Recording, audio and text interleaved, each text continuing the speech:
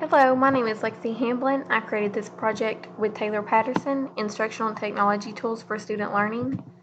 We created a website for this project, so I'm just going to click this link. It'll take us to our webpage. Why use technology in the classroom? Technology use creates a differentiated learning space. That way students can learn at their own pace and teachers can individualize lessons to fit all students in the classroom. Using technology tools in the classroom allows for student engagement, interactive engagement, formative assessments, student-taught lessons, collaboration opportunities, and immediate student and teacher feedback.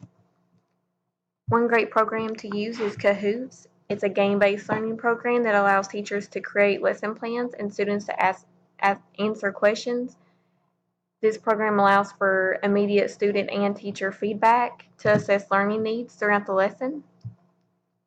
Nearpod is a great interactive PowerPoint technology tool to use. Teachers can also create lessons where students answer interactive game questions, short quizzes, polls. They can do drawing opportunities. Padlet is a great collaboration program to use in the classroom.